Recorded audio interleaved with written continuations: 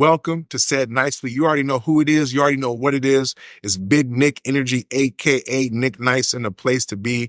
Now, normally I would not be doing an episode of Said Nicely during the season of the @BLC pod, right, going on right now, so tune in and tap into that. But a great American rapper and philosopher once said, sometimes you gotta pop out and show niggas, and that's exactly what I'm planning on doing on this episode of Said Nicely. And in fact, I was inspired, right, by Kendrick Lamar, not even in terms of just popping out, but because of his performance on Juneteenth, right? That went down. People were calling it historic, right? And so I'm going to get into that a little bit, but I want to pump our brakes just a little bit before I continue. Got to give, the disclaimer, because I was the same guy that said that Kendrick Lamar beat Drake, hands down. It wasn't even like close. I mean, it was a mollywop, right? I said that. Right. So as I continue my commentary, I hope that you guys keep that in mind. So, last night, Kendrick Lamar had his concert at the Forum, right? Juneteenth. It was a victory lap. You know what I mean? He brought out the entire West Coast. I mean, it was a movie. It was a movement. It was a vibe. It was historic, is what they told us. You know what I'm saying? But I'm like, where? I was trying to, for the life of me, understand what the big hoopla was about. Right? Not only just in terms of the performance, I get the marketing, and some of y'all fell for it because it was on Juneteenth. You know what I'm saying? Was niggas handing out freedom at the concert, or was it just a fucking concert?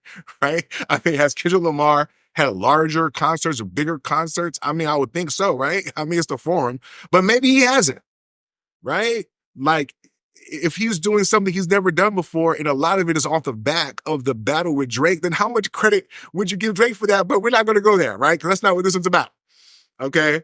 For me, two things that stick out to me is the sheep-like behavior that I see, right? I mean, I'm sure, listen, some of you really like Not Like Us, right? I mean, I'm sure that some of you really like that song. Like, you really like Not Like Us like that, okay? Because you feel like it's a chance for you to point to other people who's not like you.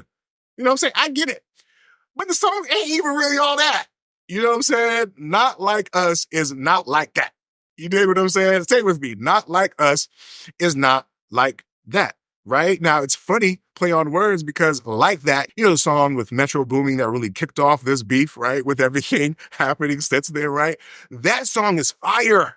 Right? The beat, the lyrics, you know what I mean? It was fire. Matter of fact, even Euphoria was fire from a beat, from a lyric standpoint. Those was bars. He was coming with cadence and tone and energy. And I get he's doing some of that on Not Like Us. But I feel like it's more about the Drake hate than it is about how fire the song is.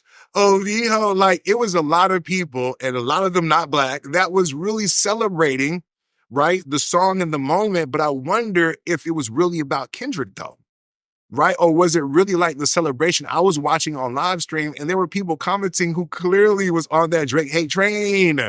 Right? I'm not saying that even necessarily Kendrick or some of the people closest to it, but I think when the song really blows up or supposedly has that energy, it's the people who bring that energy. And I got to be honest, there was a lot of what seemed like Drake hate in the space, like people celebrating what they felt like was the downfall, right? I mean, even Charlamagne was rushing to crown it. Maybe that's the case. Maybe Kendrick is the undisputed champ, right? If you're not going to count numbers and album sales and amount of consistency or production, I get that, right? I mean, he knocked Drake out, you know what I mean? Round one, the first bout goes to him. Will there be more? Will it change? But I feel like the need for people to overhype shit. Oh, it was historic. That's what I really wanted to talk about. Right? When you ever watch basketball, LeBron James was the first player to chew gum and score 12 points in the last 12 minutes for the fourth quarter, right? Like, we make up these stats in order to build a narrative, right, about how big the moment is. At some point, it gets trite, right? And even more importantly, how about the people who came before, right? What's historic? Right? What did this nigga do that wasn't done before at like a for real level? Not that like LeBron stat bullshit. Okay? And I'm just, at some point, we got to call it out. We're so quick to want to make the new thing the best thing ever, but we don't stop to think if it's even really like that. You know what I'm saying? We're so caught up in the moment. And that's the second thing, right? Just watching the wave of dick riding. You know what I'm saying? I'm going to be honest. That's why I said people, sheeple is what I really meant. You know what I'm saying? There are some people who don't get the cultural context of everything that some people might get, right? I do feel like a lot of black people probably are in tune with Kendrick is coming from, soul, the culture. People are into the hip hop and stuff. But when I looked at that crowd that was out there, there's a lot of people who was like, they're not like us. Oh, Viho. They had no fucking cultural clue about what was going on stage. They didn't give a fuck if the Bloods and Crips was Blood and Crip walking on stage. They didn't care. They didn't know. You know what I'm saying? I mean, some of us who live on the East Coast didn't even know the West needed that type of kickstart necessarily. I mean, out of sight, out of mind. For real, for real. You know what I mean? But that's just, you know, I think we just got to be honest. There's a lot of games being played and people are being swayed by bots. And what's a cool thing and not so much on the merit, to me, Euphoria is one of my favorite songs. That just may be subjective, but I feel like people are overhyping Not Like Us, even though it's not like that, or even Euphoria, because of the hate. And we got to be honest about that. You know what I'm saying? And there's nothing wrong with that, right? If you got to make your name by slaying the other dragon, there is nothing wrong with that. But can we call a thing a thing? Can we do that? You know what I mean? Listen, I'm not knocking Kendrick. I think what he did was dope. You know what I mean? The marketing of it was genius. You know what I mean? He played that song 5 times. You know what I mean? I can't tell you the last time I live streamed a Kendrick Lamar performance. You know what I mean? And we got to give credit to Drake for that, even if it's part of his downfall. You know, who knows? Maybe he'll come back for a second round. I just feel like we got to slow the fuck down.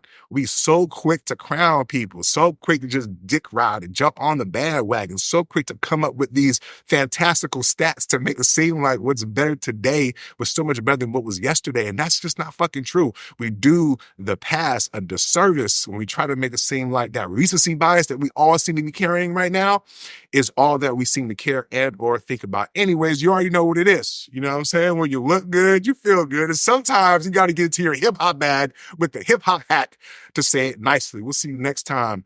Peace.